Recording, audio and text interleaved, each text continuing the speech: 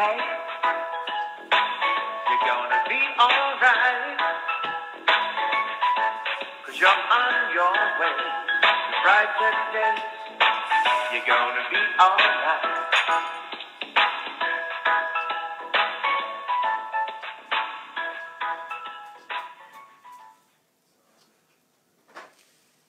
Hi everyone. Tonight I have with me Sarah Fevre. So great name. Yeah. I think it's awesome name. It is a great name. And like we're just talking about some really heavy stuff here. And I know I've had a very brief conversation with you prior to this evening, just about the details and that. And I just found it really confronting. But I know Absolutely. why you're doing what you're doing, Yeah. because I know that you want to be a voice for other young women. Absolutely. Because you don't want young women holding this information in if it's happened to them. You want them to be able to speak out and do something about it and get help. And don't let these perpetrators get away with it. Absolutely. Yeah, so let's just start off. And if it gets too heavy for you, that's cool, because you can just say to me it's all too much, and we'll divert the question around. But let's just talk about the very first time that it happened with, and I believe you told me it happened when you were 12. Yes. And correct. it was your mum's friend. It was. Who was a neighbour. It was. So he groomed you for like 4 years. He did, yes. So what sort of things was he doing? Just so that, because I think it's important, it's not like, to me, I'm not, if you don't want to talk about it, that's fine, but we have talked about it, and you said that you wanted to. Because a lot of young women may not even know that they're actually in the middle of it, that it's happening to them, that they're being groomed. Yes. Because they're thinking it's someone that's being nice to them. And it doesn't always have to be a male. It can be a female too. So... All right, so let's just go to the beginning. Like, you were 12, and how did all this happen?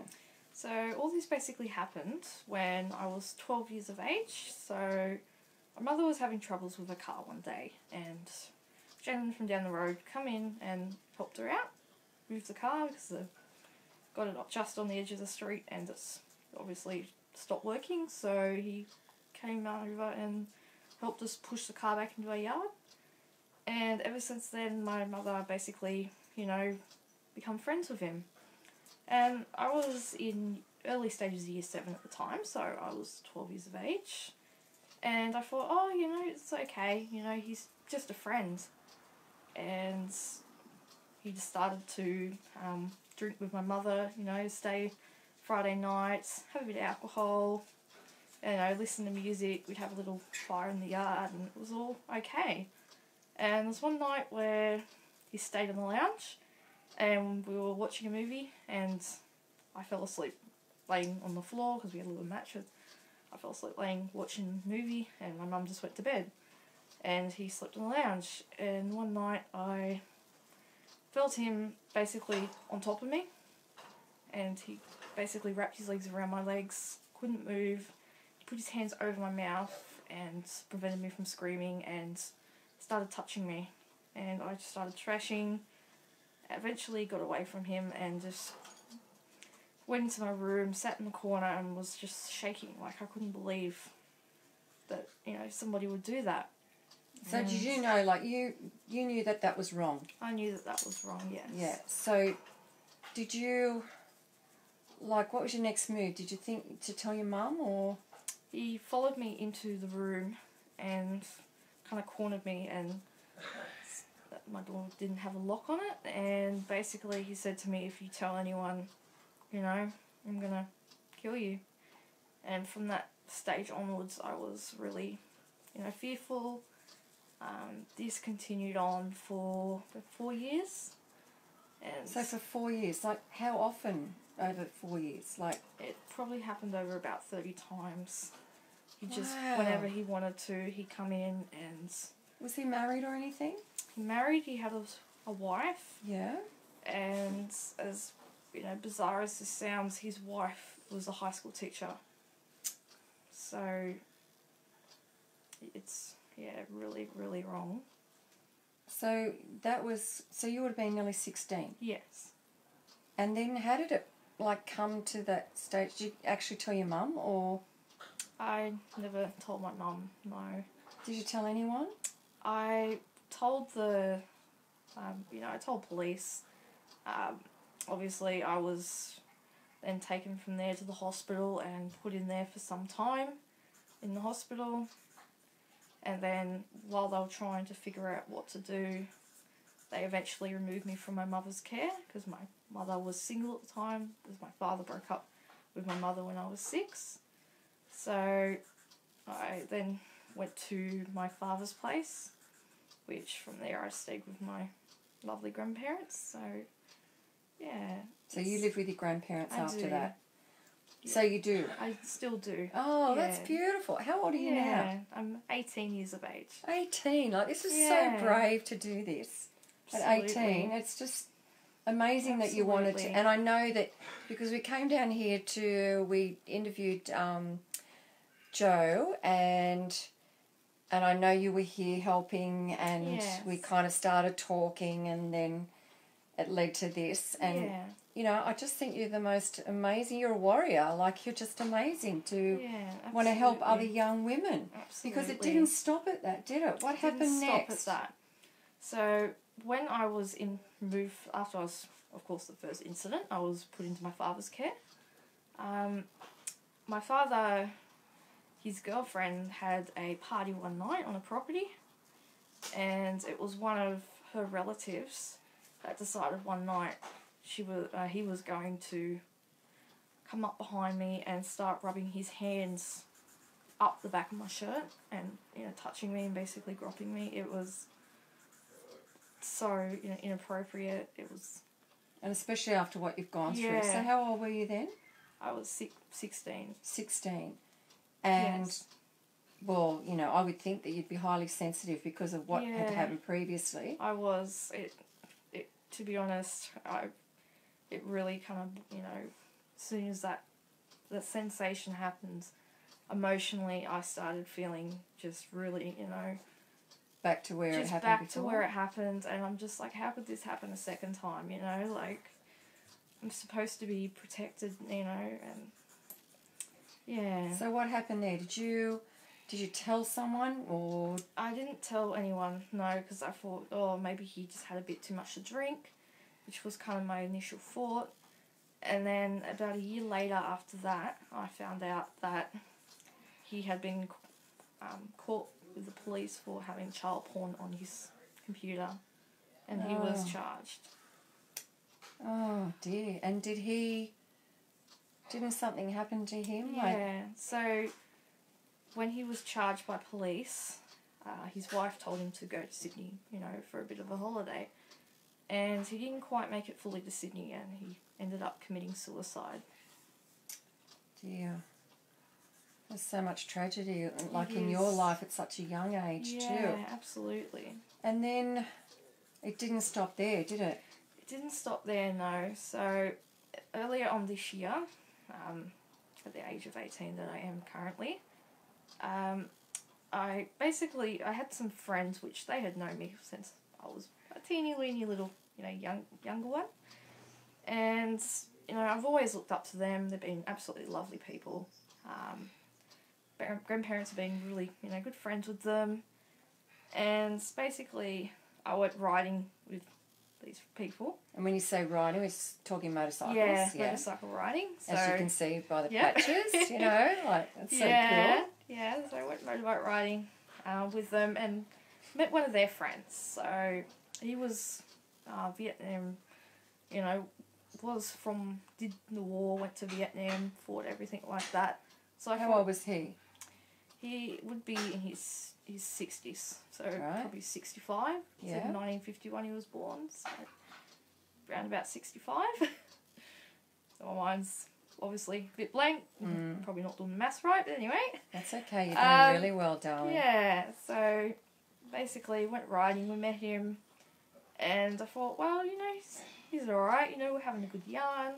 So were you on your bike and him on his? I was on the back with Right, him okay, at so the you're time. peeling with him? Yeah.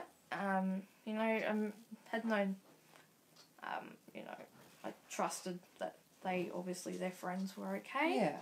And I'd actually met up with this guy and, you know, known him for 6 months. I was, you know, talking to him on Facebook when I had, you know, just down times and things like that. And then one night earlier this year, around about April, pretty sure it was March, April, I was having, you know, just a few arguments at home, you know. You were feeling a bit down. Yeah, just, you know. And you we spoke all to him do. because, like, he's a mate. You consider him to be a mate, and you just airing what's going on in your world. Absolutely. So we just thought, you know, it would be really good to, you know, talk to someone. So I did, and he said, "Oh, hey, you know, Panda," as he'll call me. Panda. I've got to remember that. They just like to me, "Hey, would you like to come for a ride? I'll pick you up." And I'm like, "Oh, you know, that would be really good, you know, just to air my thoughts out." And he's like, "I'll drop you back later." So I thought, fair enough, you know, a couple of hours, had nothing planned, why not? So I went out with him for a while, and we rode, you know, I can't remember exactly where now, but it was all out west, and we ended up going to Wollombi pub. Mm-hmm. Stop there. Which a lot of us go to because it's such a beautiful place. It is. And he just said, "Oh, I'm just going to have a drink, you know, would you like a drink?" And I said to him, "You know, I can buy it." And he's like, no, I'll buy it. So I had an apple cider, and he had, you know, one schooner of beer. That was all okay. Then we left, and we went to KFC. It was up, I think it was around about Singleton, somewhere near Newcastle. And he was like, "Oh, you know, I'll buy you dinner." And I'm like, "Oh, okay." So that was all okay.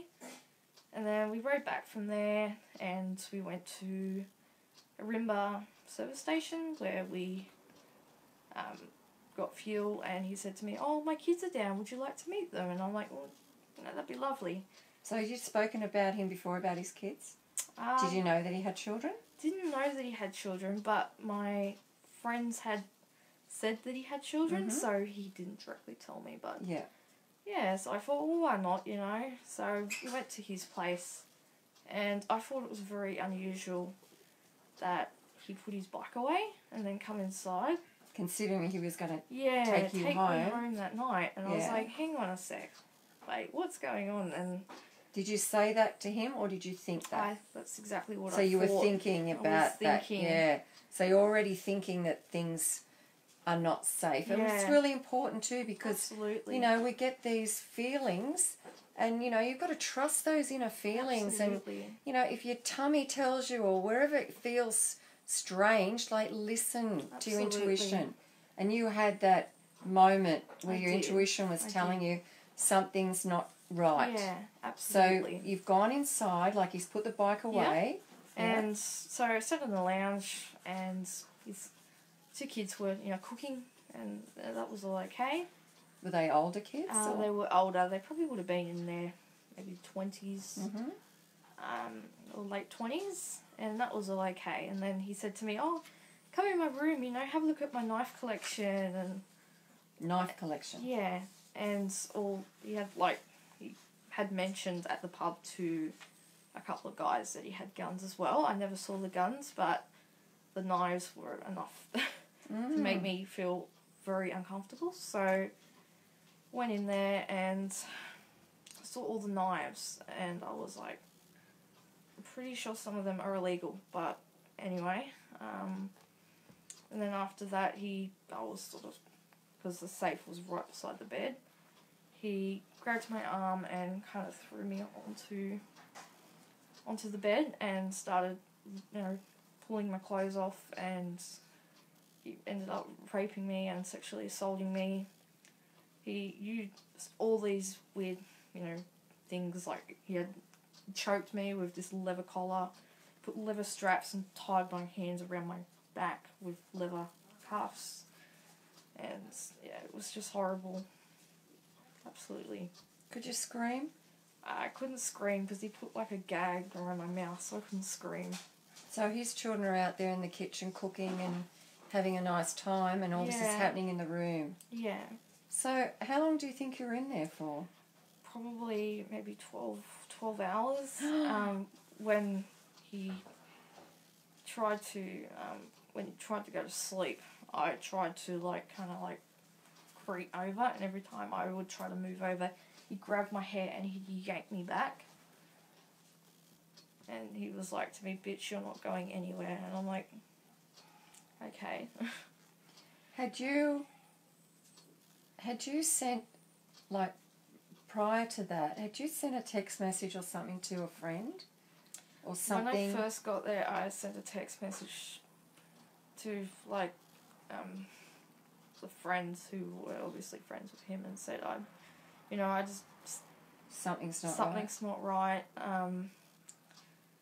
During the process of what he was doing, I was, like, had the phone sort of beside the bed, and I was like trying to lift it up slightly down the side of the bed and message, like, with one hand, and just said, I need help. Yeah, it's just horrible. So 12 hours. Yeah, it was. So how did horrible.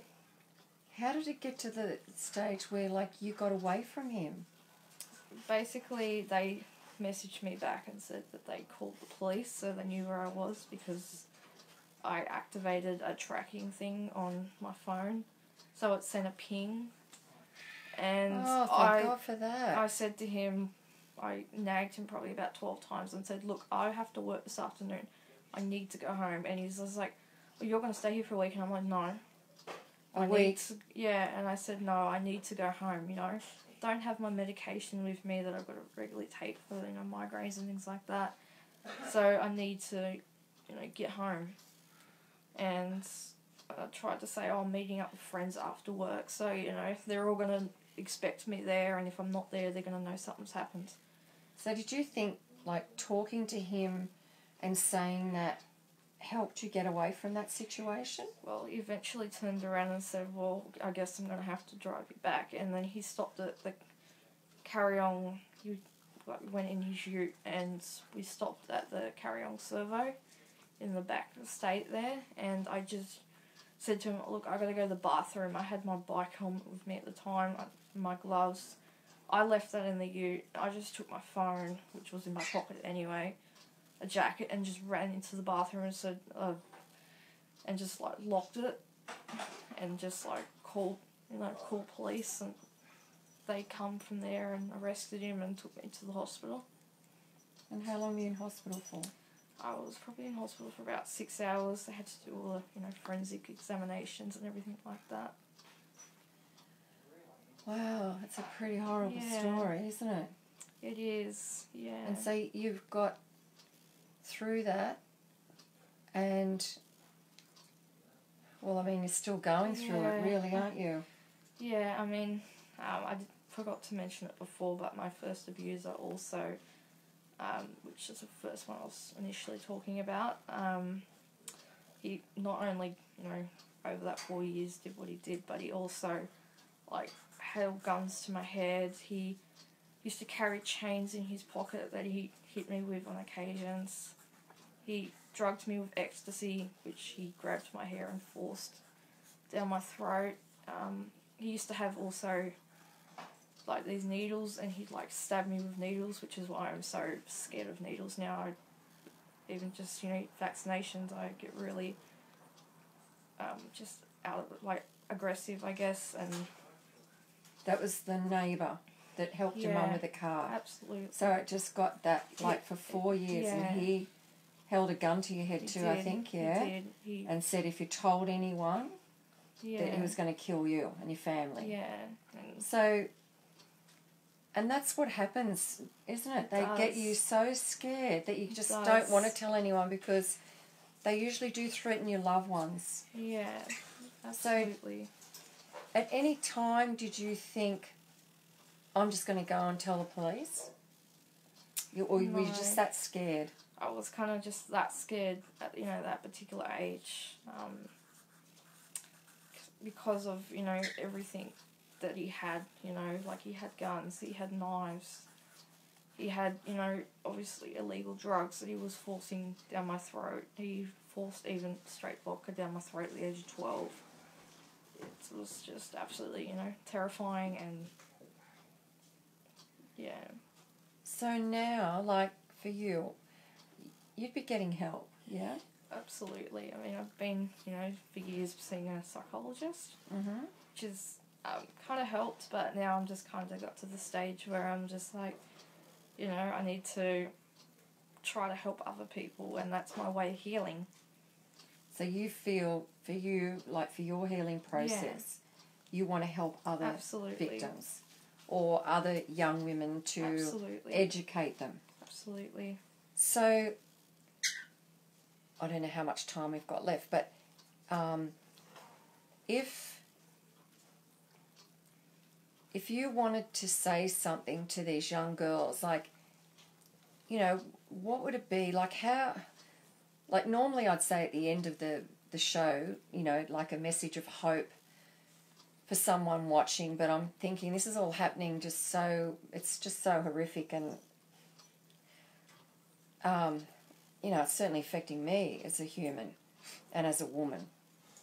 But what would you say to some young women out there that perhaps right now they might have befriended someone, and maybe it's got to that stage where, they're grooming them, and we say grooming because that's what's happening. Exactly. How would you describe to a young person and give them the description of what happens when someone's grooming you?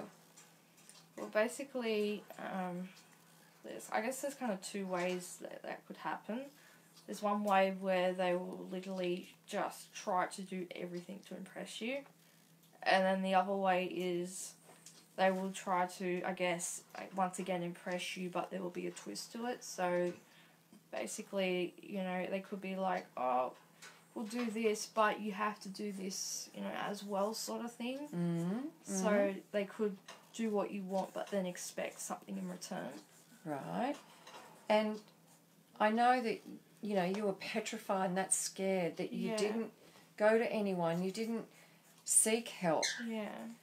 What would you say to a young girl that maybe is going through this now? And it doesn't matter, like, I shouldn't say it doesn't matter, it does matter. But the thing is that if it's a family member or someone which is normally what's happening. Yeah, absolutely. It doesn't matter who they are, they're still doing the wrong thing. Yeah. No matter what. Absolutely.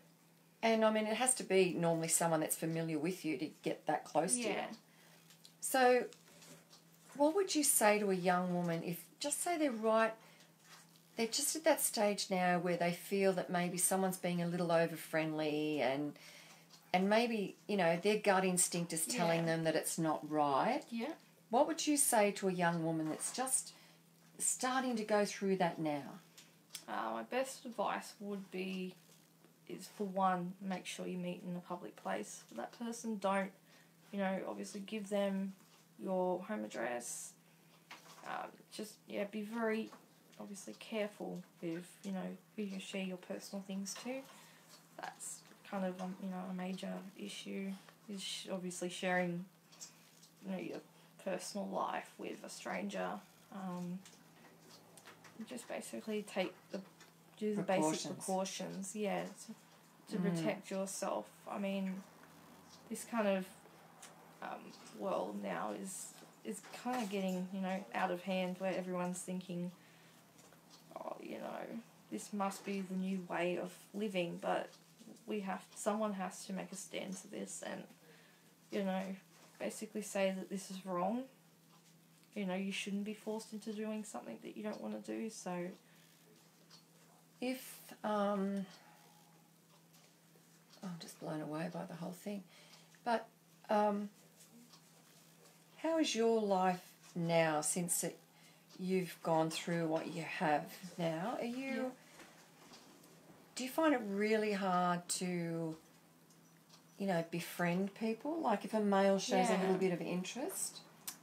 Well, I always obviously have that bit of sense of doubt when you obviously meet someone. I mean, currently I've just met a lovely guy who I've known for quite a while, and he's been very supportive of the whole thing.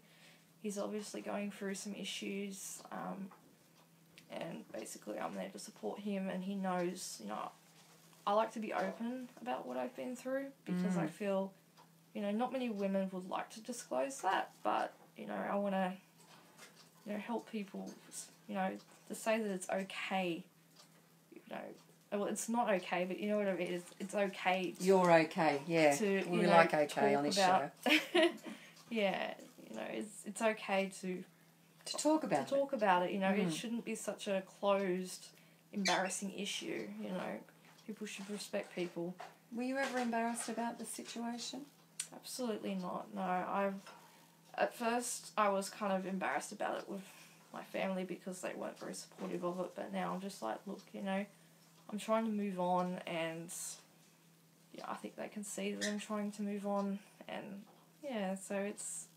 What's the biggest thing that worked for you? Like, what is the thing that you have done for yourself to be able to be so positive and be where you are today and have a great attitude that you've got? Yeah, well, basically, I have seen on the, you know, news a lot of, you know, people going through similar issues and things like that, and I kind of turned around and said, well, look, you know, someone needs to make a change here, and if I'm going to be that change for someone, then, you know, you know, I have to, I guess, do it. So I'm basically trying to help other women go through it. I guess my best change was basically, you know, getting involved with other people and supporting others, putting myself into a lot of community charity organisations and or like groups and things like that, and helping other people, and that was my way of feeling better about it all. Yeah. So I mean, like, for 18 years of age, you're quite an amazing young woman. You know, thank you for sharing the story. Absolutely. Like, and, you know, I only hope that a lot of people out there will hear this story, and maybe, you know, if they come across someone that's been through it, that they'll help them get through that and support them through that, and, you know, also help them maybe make that decision of going and telling someone, because that's what needs to happen. They need to be reported. Absolutely. You know, you went along that, you know, you went through 4 years of hell. Absolutely. And you didn't do anything because you were so scared. And, you know, we've got to stop that cycle. We've got to stop, you know, if someone's going to threaten you, tell someone. Tell someone straight away if they're threatening you. Yeah, and another kind of thing I know is something that's obviously a thing of the past, but obviously there are programs that are going on. Like, if you're currently now watching and, you know, you think, oh, maybe I am involved in this, or, you know, you're in any form of domestic violence, anything like that, there is also a old kind of remedy that you do, and you put a black dot just on your palm of your hands, and that black dot means you can tell other people that, hey, you know, I need help. Is that right? Absolutely. It's... Oh, okay. So you just put a black dot in your palm of your hands, and you put your hand up, obviously, and people will see it, and that's a sign that that things are happening in your life that you need help to get help out of. So let's all remember that. Like, let's start this going and recognise this, that if someone is in that situation, you know, put a black dot on the palm of your hand. And, you know, you might be, you know, out somewhere in public, and you can expose someone by just putting your hand up. You don't have to say anything, because someone may recognise that's the thing now. You know, black dot on the palm of your hand. And, you know, that you may alert someone sitting close by that there's something just not right here. So thanks for sharing that information with me, because I didn't know about that. Absolutely. And I'm sure a lot of people now will know about that too. So each and every week, when I've done the show, I usually ask, you know, like my guests, I said that before, that, you know, if there's a message of hope for someone, you know, never to give up, or, you know, just to be brave, and it's just so wonderful that, I mean, it's just so wonderful that you are who you are, and you want to tell your story. Absolutely. So what would be just a little message of hope that you would give someone? I know we've said a little message before, but is there just a little message of hope to someone out there that maybe they've been through it all, and they're just at that stage right now, where they're sitting at home, they've been through it all, and they're watching you going, Yeah. wow, you know, I've been through it myself. What's the one little message that you want to say to them? Well, my message would be, basically, you know, never give up, and just remember it is never your fault, and it is okay to obviously talk about these issues and expose it to, obviously, you know, make it obviously not a common issue that's supported, but make it, you know, relevant, so that way people in societies don't feel so ashamed about obviously exposing these issues. And, you know, if we can at least, you know, help at least one person, you know, by doing this, then, you know, it's obviously a job well done. So, yeah, never give up. Never give up. That's so true. Absolutely. And I know that you're going to be okay, but the idea is you've got to tell someone. You've got to share it with someone. Tell anybody. Just tell anybody. Or if you can't tell someone that you know, ring up Lifeline. Ring up one of the services in your area and tell them you need help, or you need to say someone, or be anonymous and dob someone in. But just don't let these people get away with it. Absolutely Don't let them get you scared. And it's easy for people to say that. And I've been in this same situation. Absolutely. And I know that, yeah, they can scare you, they can do whatever, they can threaten you with whatever, and it does get you to that stage that you do get scared. But then sometimes you just wake up and then whammo. Yeah. So, do something about it. Go and tell someone, or grab a mentor, or go to a service, ring police, just do something. Do not let them get away with it. So, I've got some beautiful, supportive people out there that watch the show every week, and I'd like to say thank you to a few of them. I know we're running over time, but we started a little bit late too. And, thank you, Sarah, for telling your story. I really appreciate it. Absolutely. And I love having you sitting here with me and being so brave. Yeah. You're a real warrior. Oh, thank you very much. So I'll thank Neville Short and Trudy McGovern. Thanks, Trudy. Chris Rourke, Sheena Briggs, thank you, darling, all the way from Queensland. Stella Pat, thank you, Stella. Kylie Quinn, thanks, Kylie. Tracy I can never get your name right. Is it Tracy Keogh? Yeah. Anyway, you can spell it out for me and, rap across the knuckles for not getting it right. Shireen Lowe, thank you, Shireen, all the way in Queensland. Susie Juno, Lavesh Mehta from India, thank you very much. And Matilda Quist. Now, Matilda Quist is offering her service. Good on you, Matilda. So we'll talk about that. Maybe I can, or you can private message me and we'll get back to you about that. Remy Castle, thank you, Remy. Sharon Sharp, thank you, Sharon. Gary Bentley, thank you, Ned. Gary's going to be on the show in the next few weeks too, talking to us about something that's happened in his life, but also talking about the farmers. And he's an actual counsellor with the Aussie farmers that are battling through what they're battling through. And thank you, Patty Roberts. Georgina Harry, thank you. Each and every week you watch this show. And thank you, Annie. All right, so, thank you, everyone. And we've got some great stories coming up. And unfortunately, it's because someone's had a bit of heartache or something horrible happened in their life. But we're hoping that out of these stories that you yourself will look within and say, you know what, I am not giving up. I am not quitting. And just know in your heart that you're going to be okay. So it's good night from me. And thank you, everyone. Good night.